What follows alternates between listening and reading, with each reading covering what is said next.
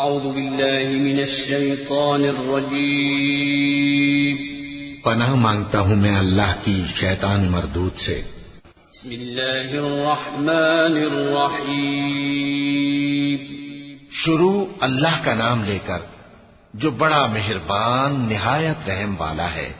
والنازعات غرقا والناشطات نشطا والسابحات سبحا فالسابقات سبقا فالمدبرات أمرا يوم ترجف الراجفة تتبعها الرادفة قلوب يومئذ واجفة أبصارها خاشعة يقولون أئنا لمردودون في الحافرة أإذا كنا عظاما نخرة قالوا تلك إذا كرة خاسرة فإنما هي زجرة واحدة فإذا هم بالساهرة۔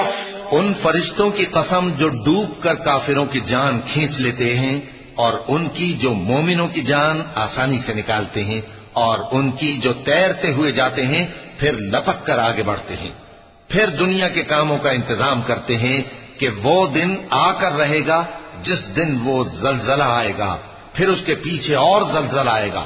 اس دن لوگوں کے دل خوف زدہ ہوں گے اور آنکھیں جھکی ہوئی۔ کافر کہتے ہیں کیا ہم الٹے پاؤں پھر لوٹیں گے؟ بھلا جب ہم کھوکھلی ہڈیاں ہو جائیں گے تو پھر زندہ کیے جائیں گے؟ کہتے ہیں کہ یہ لوٹنا تو سراسر نقصان کا لوٹنا ہوگا۔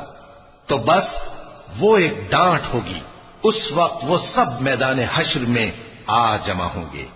هل أتاك حديث موسى إذ ناداه ربه بالواد المقدس طوى اذهب إلى فرعون إنه طغى فقل هل لك إلى أن تزكى وأهديك إلى ربك فتخشى فأراه الآية الكبرى فكذب وعصى ثم أدبر يسعى فحشر فنادى فقال أنا ربكم الأعلى فأخذه الله نكال الآخرة والأولى إن في ذلك لعبرة لمن يخشى۔ بھلا تم کو موسیٰ کی حکایت پہنچی ہے جب ان کے پروردگار نے ان کو پاک میدان یعنی طویٰ میں پکارا اور حکم دیا کہ فرعون کے پاس جاؤ کہ وہ سرکش ہو رہا ہے، پھر اس سے کہو کہ کیا تو چاہتا ہے کہ پاک ہو جائے اور میں تجھے تیرے پروردگار کا رستہ بتاؤں تاکہ تجھ کو خوف پیدا ہو؟